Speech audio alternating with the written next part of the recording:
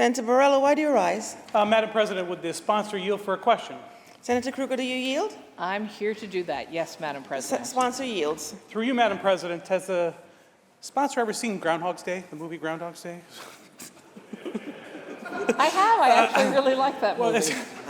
Will the sponsor yield for another question? I like that movie. Does the sponsor yield?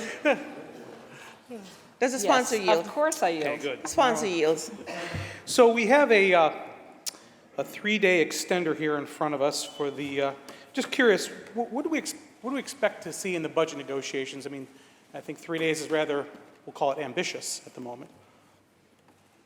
So actually, this isn't Groundhog Day because you're right. It's a different extender, a different timeline, a different amount of money. So it's not Groundhog Day. I'm hoping we will be continuing budget negotiations and getting closer and closer to a moment in time where we can actually stand on this floor and say, look at the budget bills we're here to debate. But we're not there today. I don't know that we will be there by Thursday, but I suspect we would all like to be there. Madam President, will the sponsor continue to yield? Does the sponsor yield? The Yes. sponsor yields. Thank you for that. So do we have table targets? Have they been decided yet? Can you tell us? Specific sections that have been decided? Your dealer's choice. No, Madam President, we have no budget bills before us. Hence, we have no actual official agreements to discuss on this floor. At the time that bills are in print, we will know that agreements have been made in such a way that we can all review, debate, and vote on. Thank you, Madam President. Will the sponsor continue to yield? Does the sponsor yield? Yes. The sponsor yields. Through you, Madam President, so if we were to vote on a budget this week, would that require a message of necessity from the governor?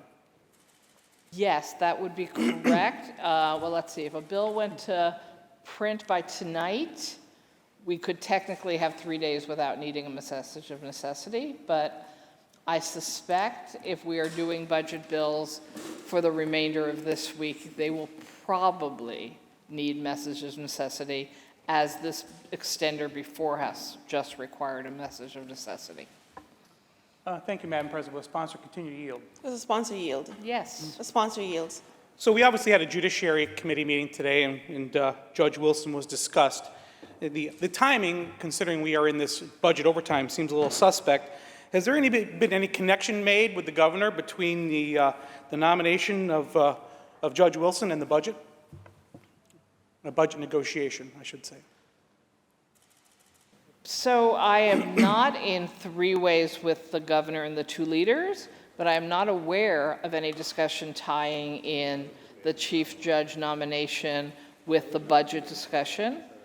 I'm also not on the Judiciary Committee, although I hear they had a very robust hearing earlier today and did vote in favor of bringing Judge Wilson to the floor as the next chief judge. But I don't think there was really a timing correlation with the budget negotiations, since we know we are looking to fill the chief judge position. We had to turn down the last nomination, so I don't sincerely think there's much of a surprise that there would be a nomination moving at this time, since I guess it was was it 2 weeks ago, where the commission made their recommendations of their new list to the governor, and I think there's an expectation by all of us that she would move to pick a nominee from that list relatively quickly. That does seem to be what happened, and the committee has acted today in a timely way. So I don't really think there's intentional correlation between the timing of the judge and the budget. They're both hitting around the same time this year. Madam President, will the sponsor continue to yield? Does the sponsor yield? Yes. The sponsor yields. All right, so we'll just take this as an amazing coincidence, I understand.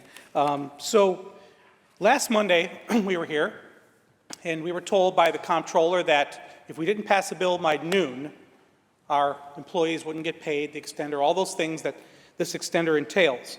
Yet here we are at 4:30 the following Monday, and we still don't have an extender, and yet there's been no warning from the comptroller that the employees won't get paid. So we've had 3 extenders that have essentially had 3 different deadlines. Can you explain why?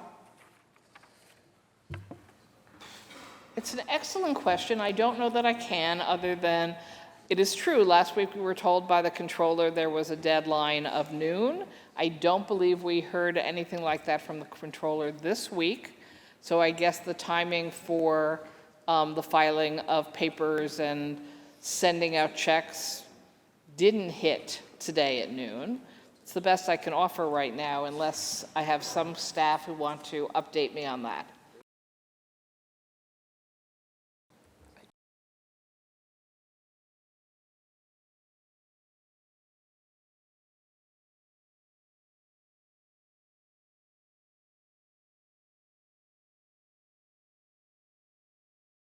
Oh, so I'm told that last week the papers had to go out on Wednesday, hence there was a Monday noon deadline for the processing. This week, they don't have to go out till Thursday. So I guess if we were having this discussion tomorrow, it would have to be by noon, but we're getting it done on Monday, hopefully. Thank you. Madam President, will the sponsor continue to yield? Does the sponsor yield? Yes. The sponsor yields. Thank you for that. So we'll just say it a little different day. You know, is there any, does this bill have any policy in it, this particular bill? Are there any policy in this extender?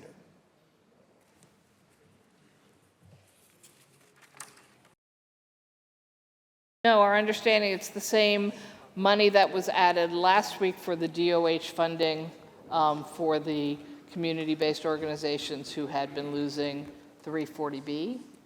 But it's just a continuation of that, and we had the discussion last week with your colleague next to you. And otherwise, there's no other changes. It's just different weeks have different costs for the state, so they're different numbers. Madam President, sponsor continue to yield. Does the sponsor yield? I do. Sponsor yields. So within this bill, you know, obviously we got this bill really quickly and not a whole lot of time to analyze it. But yet there are amendments made to the language in the appropriations for the Office of Temporary and Disability Assistance. Can you explain why those changes were made?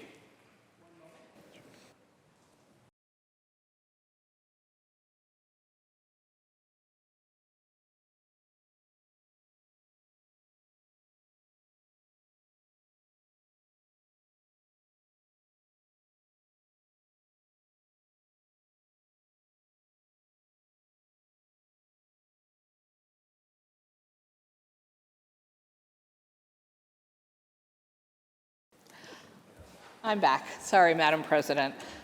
So my understanding is that last week, the draft from the governor that we did pass had some technical language incorrectness for OTDA. So this week, the governor's offices corrected the language. So this appropriation language is technically correct when last week's apparently had a problem. Madam President, sponsor continue to yield. Does the sponsor yield? I do. The sponsor yields. So last week's had a problem, but this would be considered then a chapter amendment to last week's bill? Call it a chapter amendment, Madam President, because it's technically, that extender came and went. So that time period and that money was spent. So this is a new bill for a new period of time with more correct language in it. Chapter amendments are usually defined as we pass a bill and we've already discussed with the governor why, in order not to veto a bill, they would like us to make some changes in it.